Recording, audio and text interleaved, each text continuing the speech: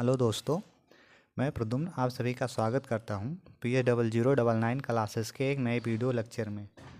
आज के video lecture में हम लोग देखने वाले हैं DLED 4 सेमेस्टर के आरंभिक स्तर पर भाषा के पठन लेखन एवं गणितीय क्षमता के विकास में राजन सीरीज के अति लघुत्तरीय प्रश्नों को, जो कि हमारा पार्ट नंबर 4 है। पार्ट नंबर 3 तक हम लोगों ने 60 क्वेश्चन को देख लिया था, तो आज हम लोग उसी के आगे देखने वाले हैं पार्ट नंबर 4 में क्वेश्चन नंबर 61 से। तो चलिए शुरू करते हैं। क्वेश्चन नंबर 61 है आपका, निम्नलिखित को आरोही क्रम में लिखिए। संख्या आपका दिया गया है 6, 3, 8, 5, 9, 7। इसको आरोही क्रम में करना है। तो आरोही क्रम का मतलब होता है पहले सबसे छोटा लिखा जाता है, फिर उससे बड़ा, फिर उससे बड़ा और लास्ट में सबसे बड़ा लिखा जाता है। तो इसका आरोही क्रम हो जाएगा 3, 5, 6, 7, 8 और 9। क्वेश्चन नंबर 62, स्वर किसे कहते हैं?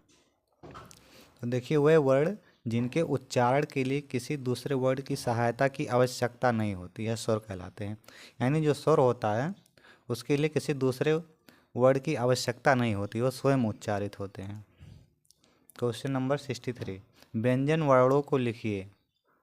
जो वर्णमाला है आपका हिंदी वर्णमाला, उसमें व्यंजन वर्ण कौन कौन से हैं उसको लिखना है। तो देखिए, व्यंजन वर्ण आपके हैं, पहला आपका हो गया का वर्ग, जिसमें 5 होते हैं। नेक्स्ट आपका हो गया चा वर्ग, इसमें भी 5 व्यंजन होते हैं। नेक्स्ट आपका हो गया टा वर्ग, फिर ता वर्ग, ये सभी आपके व्यंजन हैं।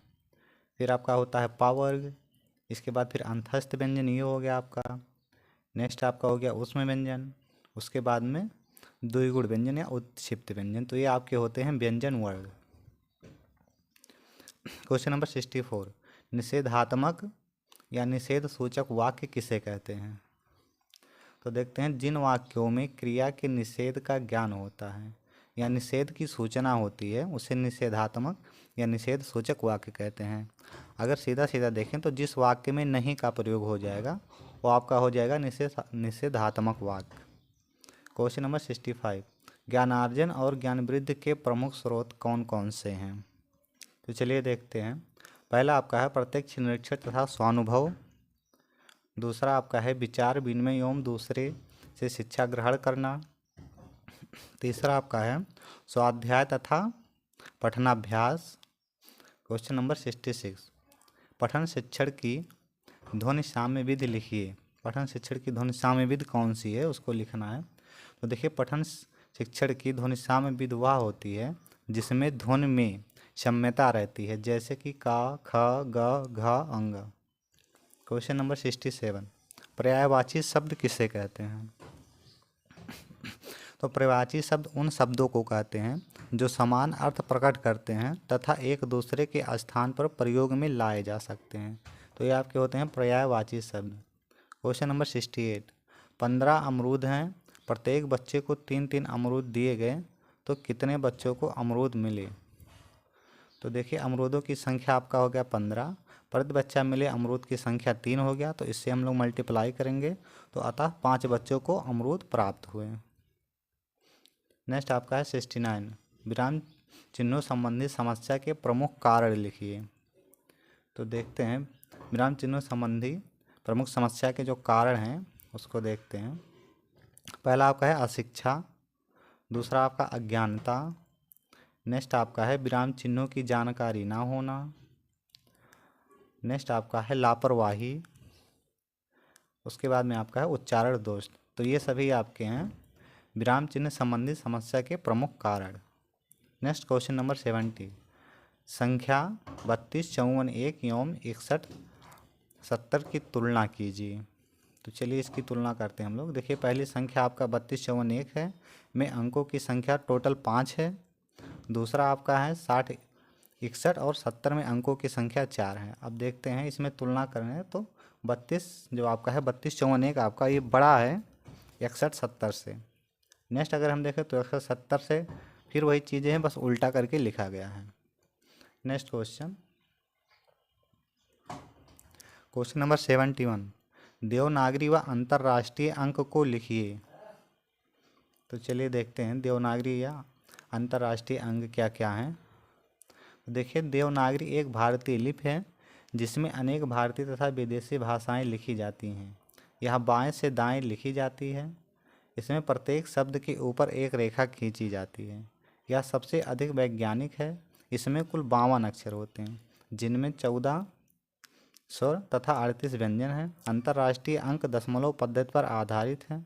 यह भारतीय संख्या पद्धति से भिन्न है, जिसमें 9999 से अधिक बड़ी संख्याओं में बाएं के अंकों को 2 के समूह में अलग करके लिखा जाता है। तो ये आपका हो गया देवनागरी और अंतर्राष्ट्रीय अंक। नेक्स्ट क्वेश्चन नंबर 72, अवधारणा या संबोध निर्माण हेतु क्या आवश्यक है? अवधारण या संबोध निर्माण हेतु क्या आवश्यक है? तो चलिए देखते हैं। अवधारणा या संबोध निर्माण हेतु संख्या को समझना आवश्यक है, यानी कि संख्या को समझना ही अवधारण या संबोध निर्माण के लिए आवश्यक है। नेक्स्ट देखते हैं 73 नंबर, पठन कौशल से क्या अभिप्राय है? तो पठन कौशल का तात्पर्य पढ़ने की उस क्रिया से है जिसमें प्रतीक, ध्वनि और अर्थ समन्वयात्मक रूप से साथ साथ चलते हैं। भाषाई कौशलों में पठन कौशल का विकास भाषा के पूर्व बोध के लिए अत्यावश्यक माना जाता है। नेक्स्ट क्वेश्चन नंबर 74, अनुनासिक वर्ड किसे कहते हैं? चलिए देखते हैं। जो वर्ड नाक से बोले जाते हैं उन्हें अनुनासिक वर्ड कहते हैं, जैसे ऊ, आ, ये सब आपके हैं अनुनासिक वर्ड। नेक्स्ट आपका है 75, घा का उच्चारण स्थान क्या है? तो हम सभी जानते हैं कि का वर्ग में जितने शब्द आते हैं उन सबका उच्चारण स्थान कंठ होता है। नेक्स्ट आपका है 76 नंबर, उत्पत्ति की दृष्टि से शब्द के प्रकार बताइए।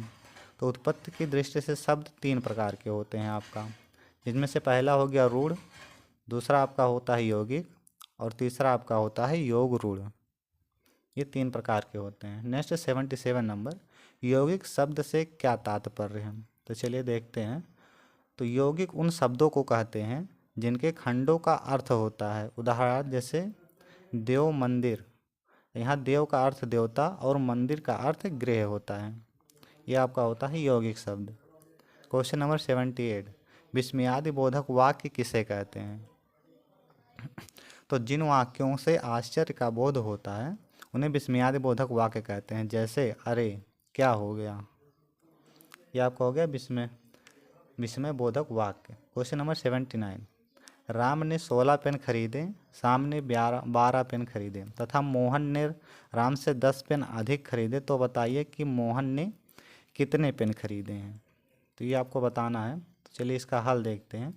राम ने पेन खरीदे हैं 16 और श्याम ने पेन खरीदे हैं 12, ये आपका दिया गया है। नेक्स्ट आपका है मोहन ने पेन खरीदे, तो 16 + 12 = 26 हो गया। नेक्स्ट देखते हैं प्रश्न नंबर 80, संख्या आपका है 45 47 में 5 का स्थानीय मान एवं अंकित मान बताइए। तो चलिए देखते हैं। तो इसमें 5 का स्थानीय मान आपका देखिए 5 आपका है सैकड़ा पे, तो 500 हो जाएगा और इसका जो अंकित मान होता है वो ही संख्या होती है। तो इस प्रकार से आज की हमारी वीडियो समाप्त होती है। अगर हमारी वीडियो आपको पसंद आई हो तो चैनल को सब्सक्राइब करें और अपने दोस्तों के साथ शेयर करना ना भूलें। जय हिंद।